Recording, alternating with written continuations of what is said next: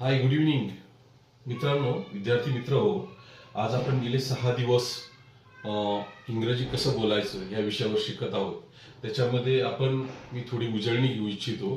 आज जे आपण शिकणार आहोत तो चालू वर्तमान काळ, ज्याला आपण इंग्लिशमध्ये कंटिन्युअस प्रेझेंट टेन्स म्हणतो. जसं आपण मागे जे काही शिकलोय त्याची एक थोडी उजळणी. तर आपण फर्स्ट डेला, जो आपल्या क्लासचा फर्स्ट डे होता, त्या दिवशी आपण जे शिकलो त्याच्यामध्ये how to read and write English. पहिल्या दिवशी आपण हे शिकलो की इंग्रजी वाचायचं कसं आणि इंग्रजी लिहायचं कसं. उदाहरणार्थ आपल्याला इंग्रजी स्पेलिंग लिहायचंय. उदाहरणार्थ शरद हे नाव तुम्हाला इंग्लिशमध्ये लिहायचंय. तर त्यासाठी मग आपल्याला काय यायला पाहिजे, तर आपल्याला 12 आकडे यायला पाहिजे. अ आ ई पासून ते क ते ने पर्यंत. जर तुम्हाला जसं आता क ला के ए आहे, ख ला के एच ए आहे, मग त्यानुसार आपल्याला श चं स्पेलिंग एस एच ए, र चं स्पेलिंग आर ए, आणि आता द आहे तर इथं फक्त डी डी ए घ्यायचं नाही. ज्यावेळेस काना असेल पुढे त्यावेळेस डी. अशा पद्धतीने आपण स्पेलिंग, एखाद्या नावाचं स्पेलिंग कसं लिहायचं हे शिकलो. त्यानंतर आपण शिकलो वॉवेल्स अँड कन्स्टंट, म्हणजे स्वरांचे आणि व्यंजनांचे उच्चार. स्वरांचे व व्यंजनांचे उच्चार. या पहिल्या दिवसामध्ये स्वरांचे व्यंजनांचे उच्चार, त्याच्यामध्ये आपण जे पुस्तकामध्ये दिलेलं आहे स्वरांचे, जोड स्वरांचे, व्यंजनांचे उच्चार जर तुम्ही पाठ केले तर तुम्ही कोणतंही सहज वाचू शकता. उदाहरणार्थ सी चा उच्चार क, स आणि श होतो, असं आपण शिकलो. मग स कधी होतो, क कधी होतो, श कधी होतो. एक उदाहरणार्थ, आता सी नंतर जर ए आला तर त्याचा उच्चार क होतो. सी नंतर आय आला तर त्याचा स होतो. हे आपण शिकलो. तर याचे एकदम बारीक तुम्हाला गोष्टी पाहिजे असेल तर ते पुस्तकामध्ये तुम्हाला दिलेल्या आहेतच, आणि त्या दिवशी मी शिकवलेला आहे किंवा युट्यूबला सविस्तररित्या मांडलेला आहे. हा झाला पहिला दिवस. पहिल्या दिवशी हे शिकवल्यानंतर आपण जातो या दुसऱ्या दिवसाकडे. सेकंड डेला जे आपण शिकलो, सेकंड डे मध्ये आपण शिकलो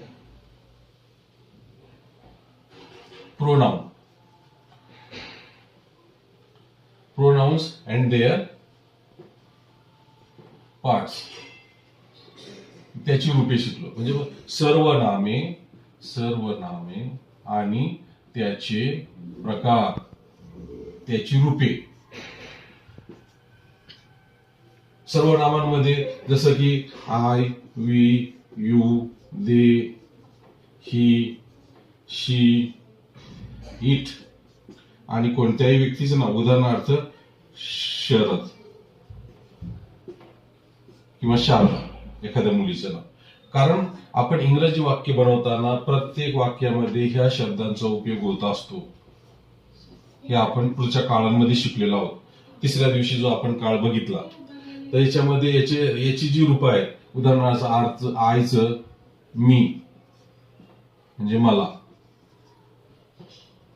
आणि माई.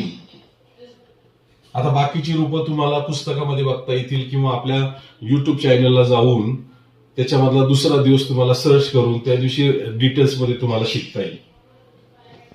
त्यानंतर आपण तिसरा दिवस जो होता, तिसऱ्या दिवशी आपण शिकायला सुरुवात केली. थर्ड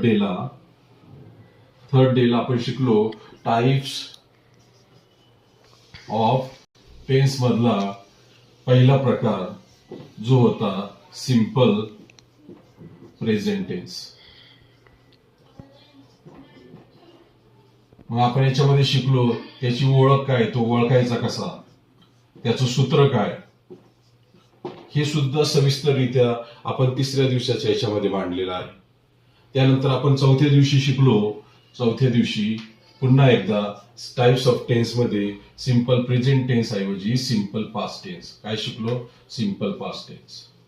याची सुद्धा ओळख काय आहे, हा कसा ओळखायचा, वाक्यरचना कशी करायची, त्याचं सूत्र काय आहे, त्याची किती प्रकारची वाक्य होतात, जसं होकारार्थी वाक्य, नकारार्थी वाक्य, प्रश्नार्थी वाक्य, सहाय्यकारी क्रियापदापासून सुरू होणारी वाक्य, अशा अनेक गोष्टी आपण शिकलो.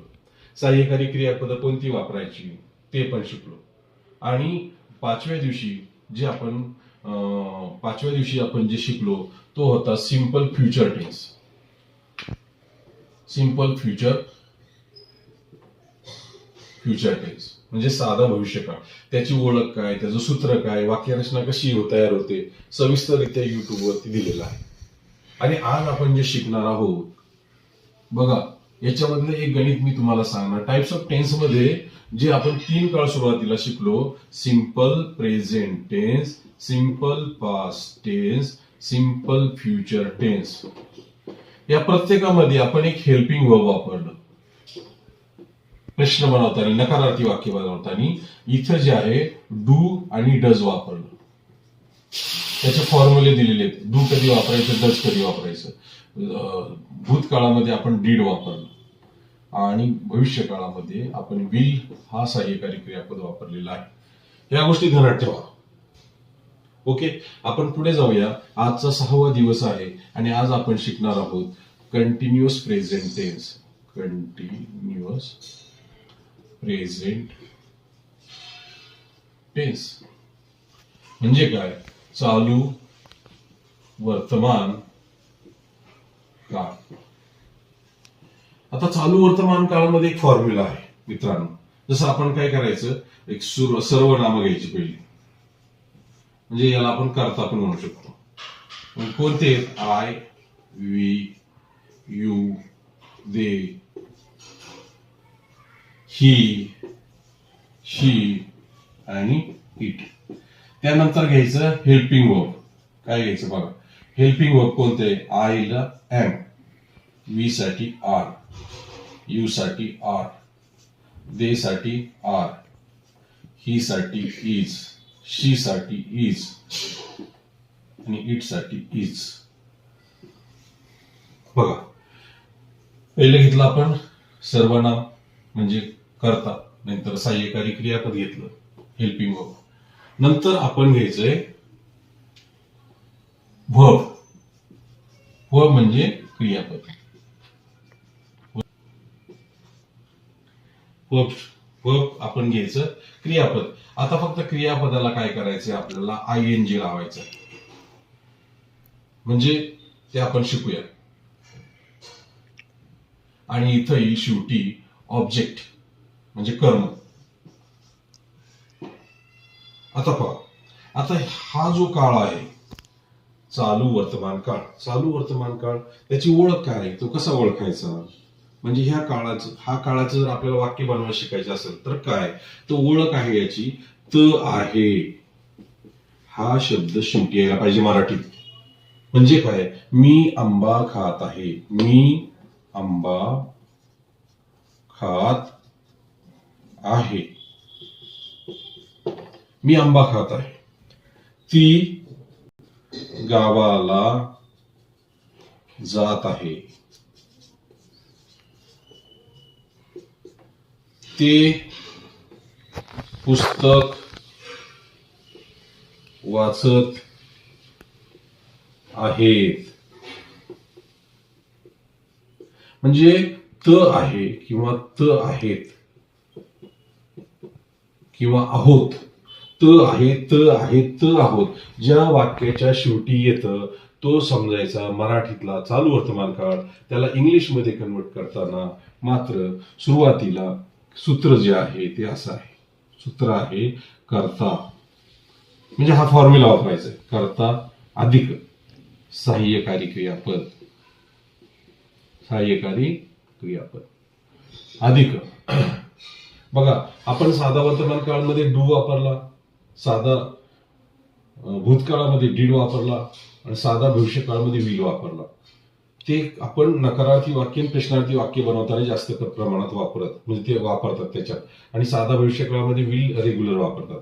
तसं चालू वर्तमान काळामध्ये सहाय्यकारी क्रियापद MR इज आणि कधी वापरायचं? आय आलं तर, म्हणजे आय सर्वनाम असेल तर एम वापरायचं, वी असेल तर आर वापरायचं, यू असेल तर are, they are, he is, she is, it is. त्यानंतर आपल्याला काय घ्यायचंय? Verb plus I N G. सूत्र पहा, कर्ता सहाय्यकारी क्रियापद verb plus I N G, म्हणजे क्रियापद अधिक आय एन जी वापरायचं आहे. आणि नंतर घ्यायचंय ऑब्जेक्ट म्हणजे कर्म. आता उदाहरण आहे, मी आंबा खात आहे.